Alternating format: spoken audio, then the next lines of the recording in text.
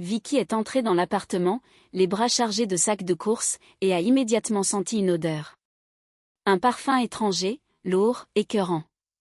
La lumière était allumée dans la cuisine. À table, Raissa était assise, buvant du thé dans sa tasse préférée tout en feuilletant des papiers. « Ah, te voilà », dit sa belle-mère sans même lever la tête. « Ton ticket de caisse est sur la table, jette un œil. » Vicky posa les sacs par terre et s'approcha. Un ticket du restaurant, la Côte d'Azur. Montant, 1480 €. Qu'est-ce que c'est que ça? C'est l'anniversaire de Larissa, ma petite Vicky. 50 ans, ce n'est pas rien. J'ai payé avec ta carte. Vicky leva lentement les yeux. Quelle carte? La verte, tu sais. Celle de ta banque. Tu la gardes dans ton sac, dans la petite poche. Vicky se précipita vers l'entrée et attrapa son sac. La carte était bien là, mais pas à l'endroit où elle la rangeait d'habitude. Vous avez pris ma carte? Oui, je l'ai prise, répondit Raissa calmement. Qu'est-ce que tu voulais que je fasse d'autre? Serge m'a dit que tu avais reçu ta paie, et ça faisait 6 mois que Larissa attendait cet anniversaire. Comment connaissiez-vous mon code? C'est Serge qui me l'a donné au téléphone. Hier. À cet instant, la clé tourna dans la serrure. Serge entra, jeta sa veste sur le crochet et passa une tête dans la cuisine. Oh, vous êtes toutes les deux là. Salut Vicky. Alors maman, c'était bien la fête? Très bien, mon fils. Sauf que ta femme. Elle a une de ces têtes. Serge regarda sa femme, puis le ticket sur la table, et enfin sa mère, avant de sourire. Ah, c'est pour le restaurant, Vicky? Allons, ne fais pas cette tête. C'est maman. Ça t'ennuie à ce point? Vicky se tenait au milieu de la cuisine, incapable de prononcer un mot. Dans sa tête, une seule pensée tournait en boucle, 1600 €. 1600 €.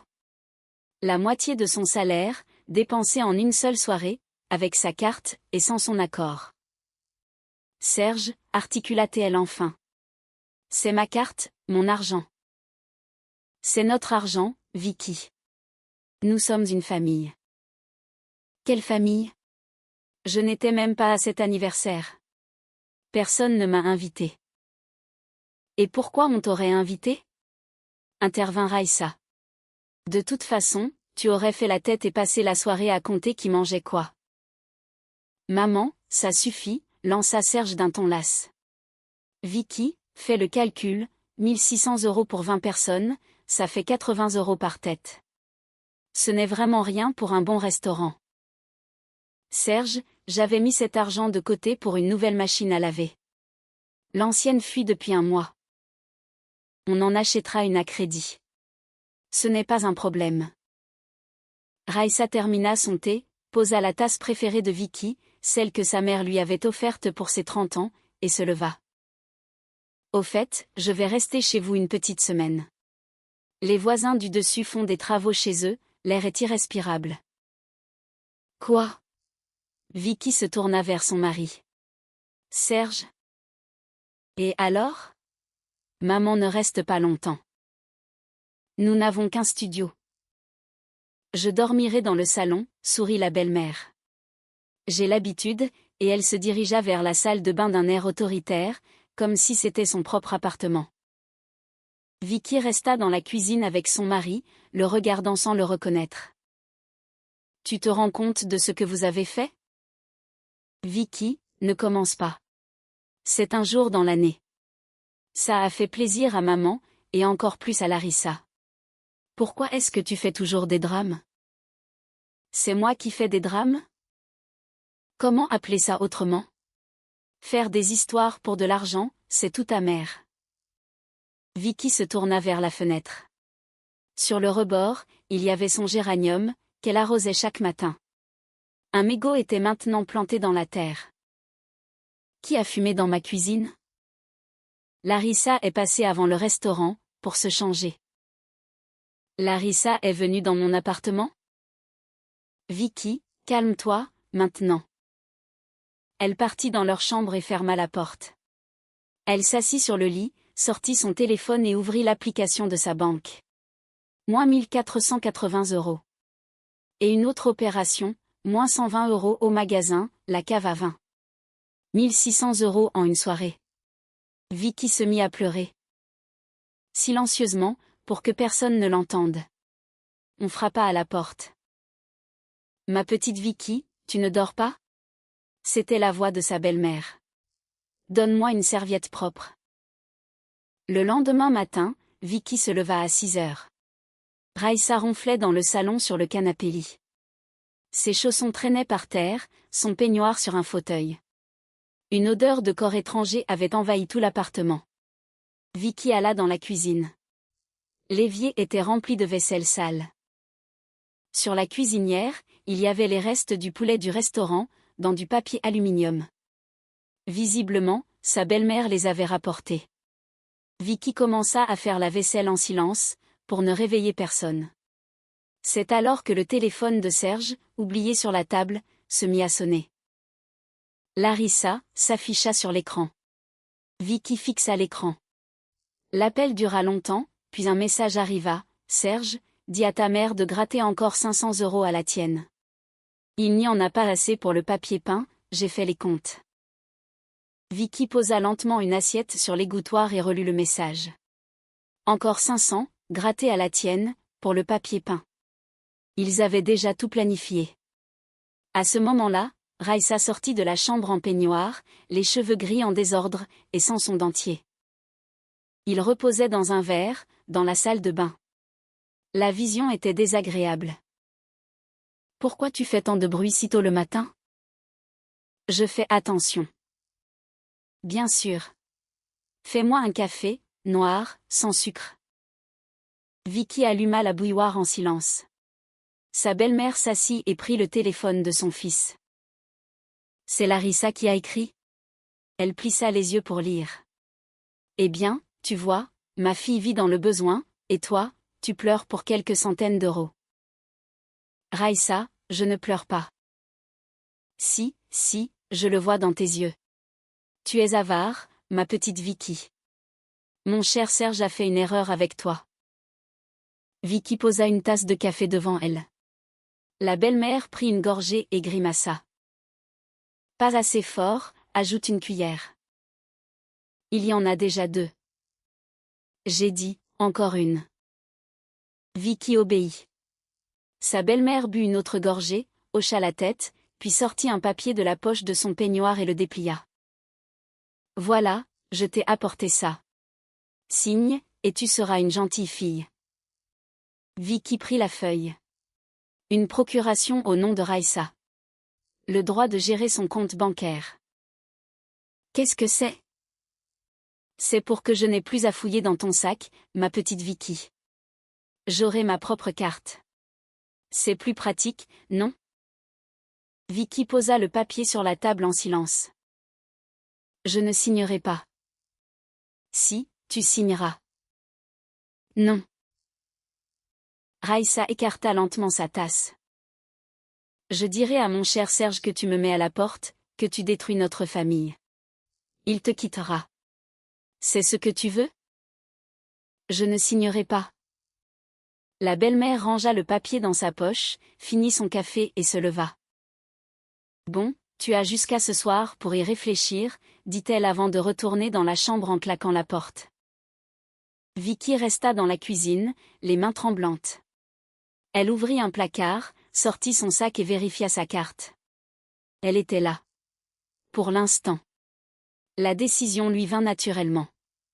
Elle ouvrit l'application de sa banque et bloqua sa carte, sur le champ, debout devant l'évier. Une minute plus tard, une notification apparut, votre carte a été bloquée. Elle souffla, mais une autre notification s'afficha aussitôt, provenant d'une autre banque, une où elle n'avait jamais eu de compte.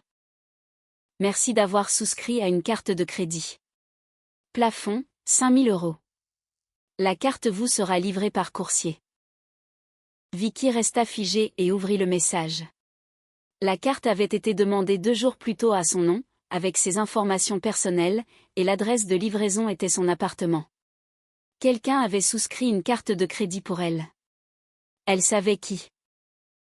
Serge sortit de la chambre vers 9h30, encore endormi, en caleçon et en t-shirt. Il ouvrit le réfrigérateur. « Vicky, fais-moi un café. »« Fais-le toi-même. » Il haussa les sourcils, surpris. « Qu'est-ce qui te prend ? Assieds-toi, Vicky. »« Je ne suis pas encore réveillée. »« Assieds-toi, j'ai dit. » Quelque chose dans sa voix le fit obéir. Elle posa son téléphone devant lui. Sur l'écran, la notification de la carte de crédit. « C'est quoi, ça ? » ?»« C'est à toi de me le dire. » Serge fixa l'écran un long moment, puis se frotta le visage. « Ah, ça. Je voulais t'en parler. Je l'ai juste demandé. Au cas où. On ne sait jamais, si on en a besoin. » « Tu as demandé une carte de crédit à mon nom sans ma permission ? » ?»« Vicky, arrête de t'énerver pour rien. Je suis ton mari. Quel secret pourrait-on bien avoir ? Tu as imité ma signature ? Non. J'ai une copie de ta carte d'identité. J'ai juste rempli le formulaire en ligne. Tu n'as pas ma carte d'identité. Elle est dans mon tiroir. Serge se tut. Serge, dit Vicky doucement. Tu as fouillé dans mes documents. Mais je suis ton mari, bon sang. J'ai besoin de te demander la permission, peut-être ? Oui, tu dois me la demander. Raïssa passa la tête par la porte de la chambre. Pourquoi vous criez comme ça dès le matin ? Maman, retourne dans la chambre, s'il te plaît, demanda Serge. Je suis déjà chez moi. C'est vous qui hurlez dans tout l'appartement. Votre fils a souscrit une carte de crédit à mon nom, dit Vicky.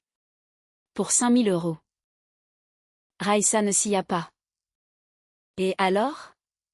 Une carte de crédit, ce n'est pas une dette. Si tu veux, tu t'en sers, sinon, elle reste là. Un plafond de 5 000 €. Et puis, ce n'est pas notre argent, c'est celui de la banque.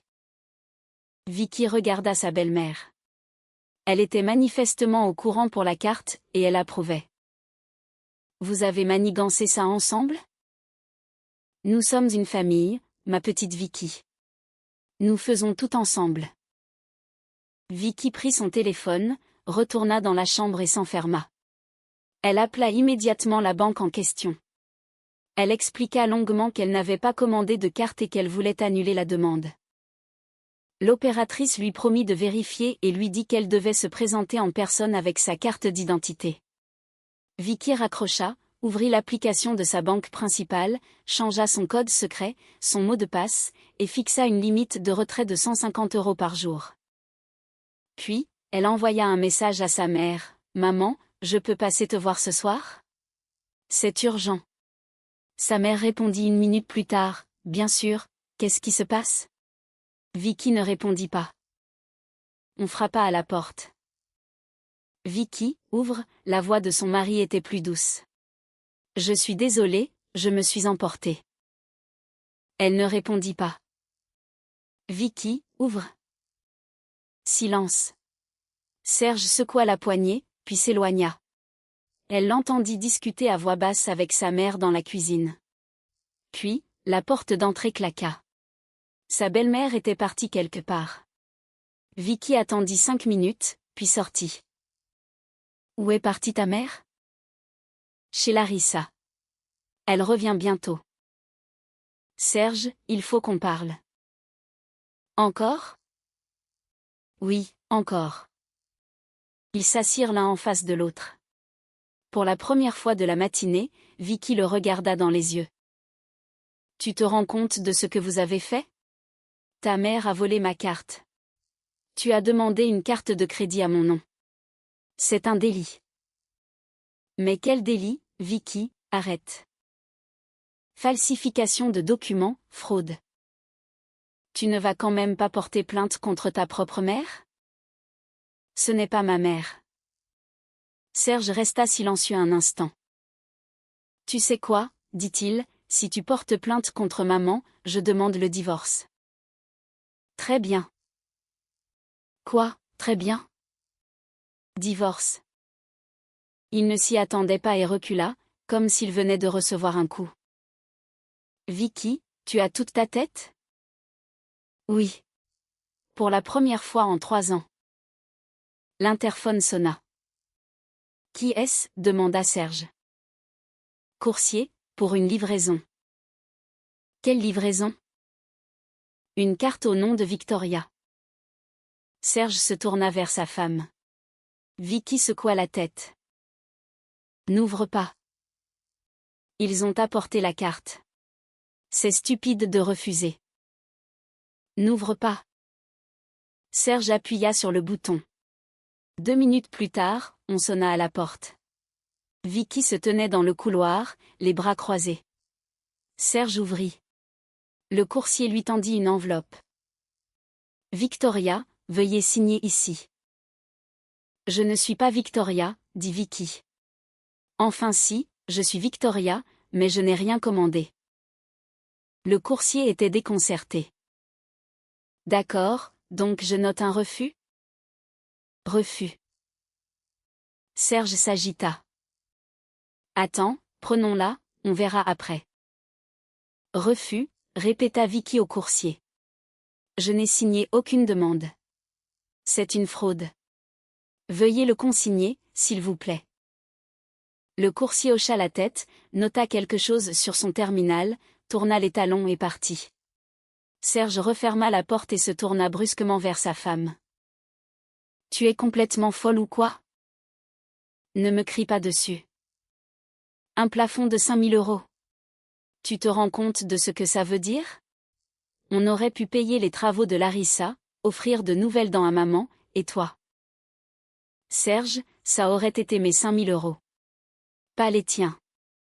Ni ceux de Larissa, ni ceux de ta mère. Tu es une sale avare. Lâcha-t-il. Maman avait raison.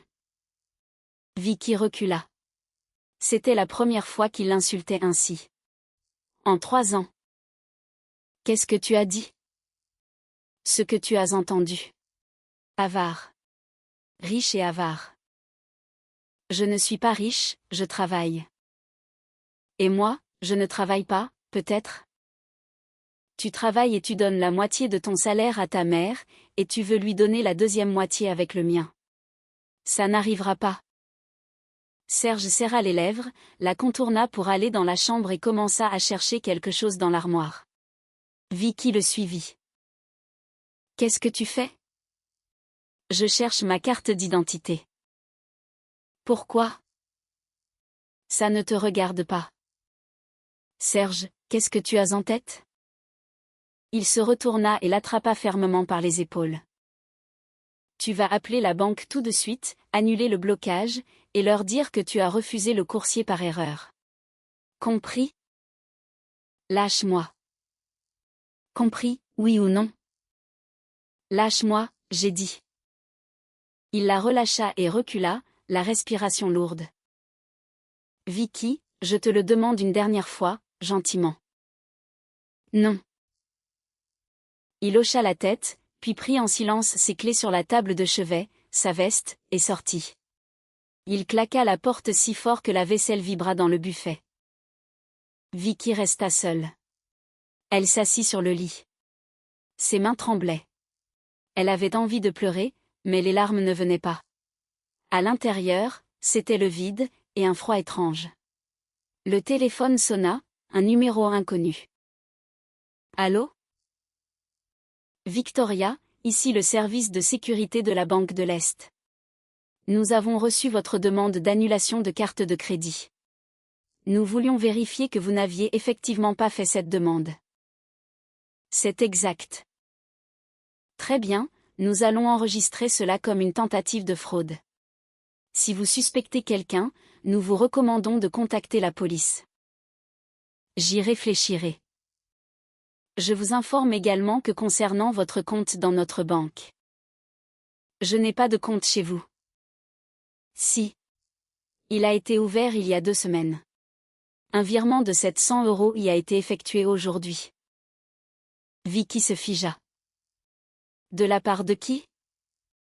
Un virement d'un particulier, Larissa fit. Elle ne comprit pas tout de suite. Puis la lumière se fit. Larissa, la sœur de Serge, avait viré 700 € sur un compte ouvert au nom de Vicky, sans qu'elle le sache. Mais pourquoi? Mademoiselle, c'est quel type de compte? Qu'est-ce que je peux faire avec? C'est un compte épargne. L'argent est bloqué pour 90 jours. Vous pourrez le retirer dans 3 mois. Vicky comprit, ils avaient ouvert un compte à son nom pour y cacher de l'argent. Larissa cachait cet argent à quelqu'un, son mari, le fisc, peu importe. Et le compte n'était pas à elle, mais à Vicky. Dites-moi, comment puis-je fermer ce compte? En personne, dans une agence, avec votre carte d'identité. D'accord, merci. Vicky raccrocha et s'assit par terre, le dos appuyé contre le lit. Une pensée tournait dans sa tête, ils m'utilisent. Tous les trois. Ma belle-mère, mon mari, sa sœur. Pour eux, je ne suis qu'une enveloppe vide avec de l'argent et des papiers. On sonna à la porte. Vicky ouvrit. C'était sa voisine, Zoé, une femme d'une 60aine d'années, en peignoir. Ma petite Vicky, excuse-moi de débarquer comme ça. Vous n'avez pas de fuite d'eau? J'ai de l'eau qui coule du plafond. Chez nous, tout va bien. Je vérifie. Vicky inspecta la salle de bain et la cuisine. Tout était sec. Ce n'est pas chez nous, alors. Peut-être à l'étage du dessus. Peut-être. Zoé hésita. Vicky, ça fait un moment que je voulais te dire quelque chose. Ce ne sont peut-être pas mes affaires, mais... Quoi donc? Hier, quand tu n'étais pas là, vers 3 heures de l'après-midi, un homme est venu chez vous. Un jeune, avec un porte-document. C'est ta belle-mère qui l'a reçu. Vicky se tendit. Comment le savez-vous? Je suis toujours dans ma cuisine, et de ma fenêtre, je vois qui sort de l'immeuble. Et cet homme, je le connais. C'est un agent immobilier de l'agence, La Nouvelle Demeure. Ma nièce a vendu son appartement par son intermédiaire. Il s'appelle Arnaud. Un agent immobilier? Oui. Il est ressorti environ 40 minutes plus tard, en parlant au téléphone. Je suis passé à côté de lui en allant fumer sur le banc. Il disait, la propriétaire est prête à vendre, les documents seront prêts la semaine prochaine. Je me suis dit, quel propriétaire? Tu ne comptes pas vendre, à ce que je sache. Vicky était clouée sur place. Zoé, vous en êtes sûre? Absolument. Je te l'aurais dit plus tôt, mais tu es toujours au travail. Et ta belle-mère. On voit bien que ce n'est pas une femme simple. Merci. De rien, ma chérie. Si tu as besoin, n'hésite pas. Vicky referma la porte et s'adossa contre elle. Raissa avait fait visiter son appartement à un agent immobilier, le présentant comme le sien, alors que tous les papiers prouvaient qu'il était à elle, à Vicky. Acheté 2 ans avant son mariage, avec son propre argent. Elle en était l'unique propriétaire. Pensait-il sérieusement pouvoir le vendre? Vicky se précipita vers l'armoire et sortit son dossier de documents. Le titre de propriété était là, l'acte de vente aussi, et sa carte d'identité. Mais en l'ouvrant, elle vit un post-it collé entre 2 pages, copie faite. L'écriture maladroite de sa belle-mère était reconnaissable. Ils avaient fait une copie de sa carte d'identité. Pourquoi avoir besoin de la copie de la carte d'un propriétaire? Pour établir une procuration, ou pour falsifier quelque chose. Vicky rassembla tous ses documents, carte d'identité, titre de propriété, acte de vente, numéro de sécurité sociale et numéro fiscal. Elle mit tout dans son sac, s'habilla et se rendit chez un avocat. L'avocat, que lui avait recommandé une collègue, recevait dans un petit bureau au 2e étage d'un immeuble d'affaires. Il s'appelait Maître Dubois. Un homme d'une 50aine d'années, calme, avec des lunettes. Vicky lui raconta tout, la carte bancaire, le dîner au restaurant, la carte de crédit, le compte à son nom, l'agent immobilier. Maître Dubois écoutait sans l'interrompre, en prenant des notes. Victoria, vous avez là plusieurs affaires distinctes. Procédons par ordre. L'appartement est un bien qui vous appartenait avant le mariage, n'est-ce pas? Dans ce cas, personne d'autre que vous ne peut le vendre. Votre signature personnelle est requise sur l'acte de vente, ainsi que votre présence chez le notaire. C'est possible avec une procuration, mais celle-ci doit être établie par un notaire, en votre présence. Si elle est faite sans vous, c'est un faux. Ils ont déjà essayé. Essayé? Ma belle-mère est allée à la banque avec une fausse procuration. Elle voulait retirer de l'argent de mon compte. Comment le savez-vous? La banque me l'a dit quand j'ai bloqué ma carte. Maître Dubois retira ses lunettes. Victoria, c'est un délit pénal. Falsification de documents, tentative d'escroquerie. Vous pouvez porter plainte. Je ne veux pas, pour l'instant. Je veux d'abord régler ça à la maison. Je comprends. Dans ce cas, que puis-je faire pour vous? Je veux savoir comment protéger mon appartement et mon argent. Maître Dubois hocha la tête. Premièrement, bloquez tous les accès, changez vos mots de passe, vos codes secrets. Ça, vous l'avez déjà fait? Oui. Deuxièmement, déposez une interdiction de transaction immobilière sans votre présence personnelle. Vous pouvez le faire en ligne, sur le portail des services publics. Ça prend 5 minutes. D'accord. Troisièmement, si vous soupçonnez que votre mari et sa famille préparent quelque chose de grave, conservez tout, enregistrement des conversations, capture d'écran des messages, documents. Enregistrer les conversations, c'est légal? Dans votre propre appartement, pour votre propre protection? Oui. Un tribunal ne l'acceptera peut-être pas comme preuve directe, mais il pourra certainement servir d'élément à charge. Vicky hocha la tête. Merci. Et une dernière chose, Victoria. Je comprends que vous vouliez régler ça discrètement, mais s'ils sont déjà allés aussi loin, ils ne s'arrêteront pas. Soyez prête. Vicky quitta le bureau. Dehors, une pluie fine et froide tombait. Elle marcha sans parapluie, au hasard. Au coin d'une rue, près d'un magasin, elle s'arrêta, sortit son téléphone, ouvrit le portail des services publics et déposa une interdiction de transaction sur son bien immobilier sans sa présence. Elle confirma, prête. Puis, elle ouvrit l'enregistreur vocal de son téléphone et vérifia qu'il fonctionnait. Elle rentra chez elle. L'appartement était vide. Serge n'était pas rentré. Raissa non plus. Vicky alla rapidement dans la chambre, sortit un vieux téléphone qui traînait dans un tiroir, le chargea, lança l'enregistreur, vérifia la batterie et le plaça sur l'étagère supérieure de l'armoire, derrière une boîte à chaussures. Le micro était orienté vers l'extérieur, de manière à capter les sons de la cuisine et du couloir. Il enregistrait. Puis, elle alla dans la cuisine, se fit un thé, s'assit et attendit. À 7 heures du soir, la clé tourna dans la serrure. C'était sa belle-mère, seule. « Ah, te revoilà !» Raissa laissa tomber son manteau par terre.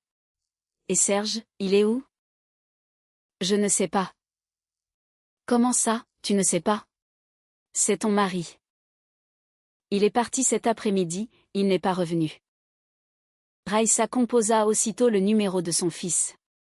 Il ne répondit pas tout de suite, puis décrocha. « Serge, où es-tu ?» Elle partit dans le salon pour continuer la conversation. Vicky entendait des bribes, elle est là, non, elle a refusé, sa carte d'identité, dans son tiroir, je t'avais dit de venir aujourd'hui, il faut régler ça. Vicky buvait son thé dans la cuisine, en apparence calme. Sa belle-mère revint et s'assit en face d'elle. Ma petite Vicky, Serge arrive, et Larissa aussi. Nous allons avoir une discussion. À quel sujet? À ton sujet. Et à celui de ton comportement. Très bien. Raissa plissa les yeux. Tu es bien calme, tout à coup. Je suis fatiguée, Raïssa. Très fatiguée. Tu ne me ferais pas un thé? Servez-vous. La bouilloire est sur la cuisinière. La belle-mère pinça les lèvres, se leva et se servit. Elle se rassit. Vicky, tu es une femme intelligente. Pourquoi se disputer? Signe cette procuration, et c'est tout. Je ne te veux aucun mal. Vous m'en avez déjà fait. 1600 € et une carte de crédit à 5000. Ce sont des broutilles. Pas pour moi. Alors ne sois pas si avare. On sonna à la porte. La belle-mère courut ouvrir. Serge entra, suivi de Larissa, une femme corpulente, vêtue d'un manteau de vison et portant un lourd sac. Larissa se dirigea directement vers la cuisine. Où est notre princesse? Vicky leva les yeux. Je ne suis pas une princesse. Je suis la propriétaire de cet appartement. Oh là là! Larissa s'affala sur une chaise. La propriétaire. Tu entends ça, Serge? C'est la propriétaire. Serge s'assit à côté d'elle, sans regarder sa femme. Vicky, soyons raisonnables. Signe juste le document, et on oublie tout ça. Quel document? Raïssa posa 2 papiers sur la table. La procuration, la même que le matin. Et un autre. Vicky le prit et le lut. Un acte de donation pour un studio situé rue des Châtaigniers, son adresse, en faveur de sa belle-mère, Raïssa. Vicky regarda le papier, puis sa belle-mère, son mari, et enfin Larissa. Vous êtes sérieux? Ma petite Vicky, dit doucement la belle-mère, c'est une simple formalité. C'est pour que mon cher Serge soit rassuré, pour qu'il sache que sa mère ne se retrouvera pas à la rue, au cas où. Toi, tu continueras à vivre ici comme avant, je te le promets. Un acte de donation, ce n'est pas une formalité. C'est un transfert de propriété, gratuit et irréversible. Tu es instruite, Vicky. Tu le sais. Je le sais. Alors signe, au lieu de faire des manières. Vicky prit les 2 documents, les garda un instant dans ses mains, puis les reposa. Non. Larissa explosa. Espèce de... Ça fait 3 ans qu'on te supporte, qu'on t'accueille dans notre famille comme l'une des nôtres, et toi? Larissa, calme-toi, dit Serge en lui tirant la manche. Je ne me calmerai pas, Serge. Elle va te gâcher la vie. C'est écrit sur son front qu'elle est calculatrice. Larissa, dit Vicky doucement. Pourquoi est-ce que tu m'as viré 700 €? Sur le compte que vous avez ouvert sans mon accord? Un silence glacial s'installa dans la cuisine. Larissa devint blême. Serge se mit à tousser. La belle-mère pinça les lèvres. Quels 700 €? Ceux que tu as virés aujourd'hui sur le compte épargne de la Banque de l'Est, ouvert à mon nom il y a 2 semaines. Je ne vois pas de quoi tu parles. Si, tu vois très bien. Tu caches cet argent à ton mari, au fisc. À qui? Ça ne te regarde pas. Si, ça me regarde. C'est ma carte d'identité, mon compte. Demain, je le fermerai et je te renverrai l'argent sur ton compte. Avec la mention, remboursement d'un virement erroné. N'ose pas faire ça.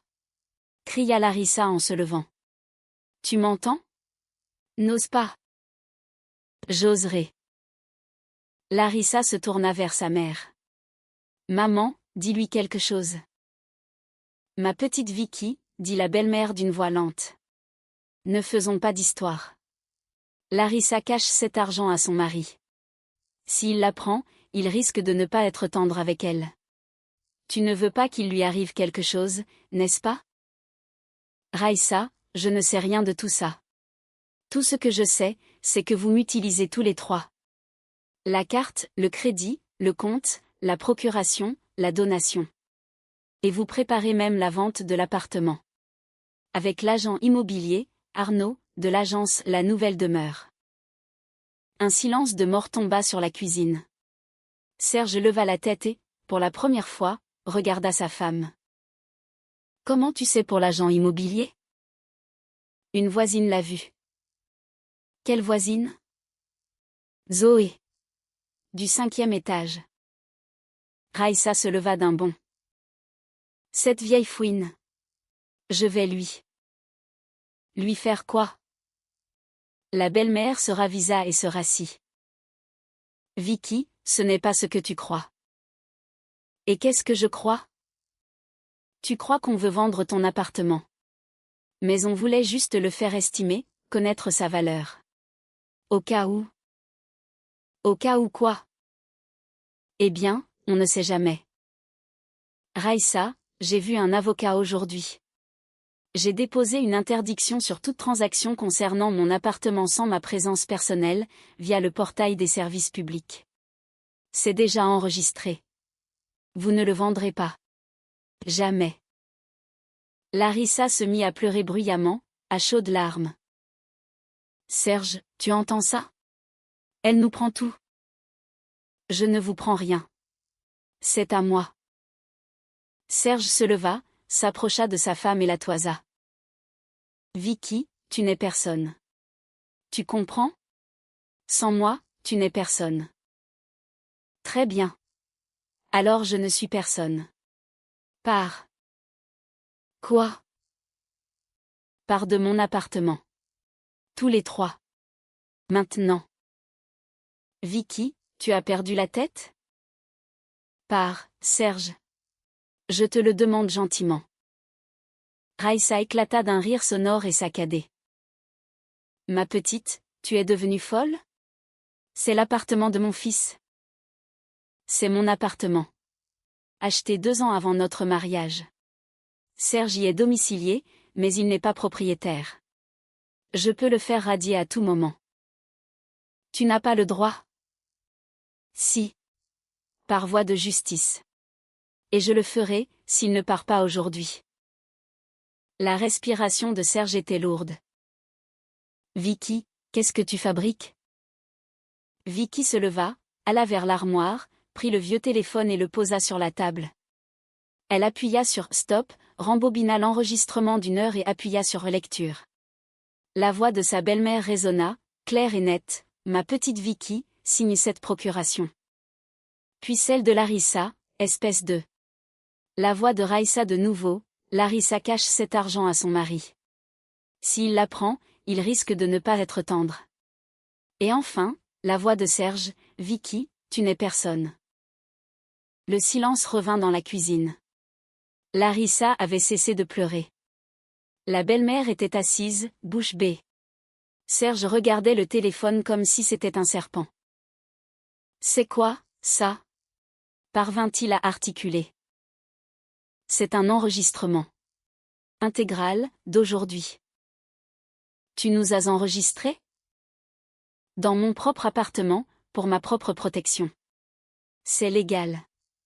J'ai vérifié auprès de mon avocat. » « Efface ça. » »« Non. »« Efface, j'ai dit. » Il se jeta sur le téléphone. Vicky recula, cachant l'appareil derrière son dos. « Je l'effacerai quand vous serez tous partis. Et quand Larissa m'aura rendu mes 700 €, et que toi, Serge, tu m'auras remboursé les 1600 € du restaurant et de l'alcool. Au centime près. Je n'ai pas cet argent. Trouve-le. » Raïssa reprit enfin la parole. « Vicky, c'est du chantage. » »« Non, c'est une condition. » »« On ne te doit rien. » »« Si. Les 1600 € du dîner payés avec ma carte. Les 700 de Larissa. Et une compensation pour le préjudice moral. Disons, 700 € de plus. Ce qui fait un total de 3000. Tu es complètement folle ? Non. Pour la première fois en 3 ans, j'ai toute ma tête. Larissa se leva d'un bond et attrapa son sac. Je ne discuterai pas avec elle. Serge, maman, faites ce que vous voulez. Elle sortit en claquant la porte. La belle-mère et Serge restèrent. Vicky, dit lentement Raïssa. Tu le regretteras. Peut-être. Mais pas aujourd'hui. La belle-mère commença à rassembler ses affaires en silence, fourrant tout dans son sac sans regarder autour d'elle. Serge était assis dans la cuisine, la tête entre les mains. « Vicky », dit-il sans la regarder. « Je reste. » « Non. C'est aussi mon appartement. Nous y avons vécu 3 ans. C'est mon appartement. Je t'y ai domicilié. C'était une erreur. Où veux-tu que j'aille ? Chez ta mère. Elle t'aime tant. Vas-y. » Raïssa entendit et se retourna. « Mon fils, viens avec moi. Viens. Nous n'avons pas besoin d'elle. » Serge se leva et regarda sa femme. « Vicky, réfléchis une dernière fois. C'est fait. Tu détruis notre famille. » Il n'y avait pas de famille. Il y avait une mascarade que je refusais de voir. Serge hocha la tête, prit sa veste sur le porte-manteau, sa carte d'identité dans un tiroir. Il alla dans la chambre et sortit un sac de voyage de l'armoire. Raïssa l'attendait près de la porte. Vicky s'approcha et ouvrit sans un mot. Ils sortirent. D'abord la belle-mère, puis Serge. Sur le seuil, il se retourna. « Je ne te le pardonnerai jamais. Ce n'est pas la peine. C'est à moi-même que je dois pardonner. » La porte se referma. Vicky alla à la fenêtre. La pluie continuait de tomber. Elle les vit monter dans un taxi en bas. La voiture s'éloigna. Elle retourna dans la cuisine. Sur la table, il y avait la procuration, l'acte de donation, la tasse vide de sa belle-mère et le ticket de 1600 € du restaurant. Vicky ramassa le tout, alla dans le couloir, ouvrit la poubelle et jeta les papiers. Sauf le ticket.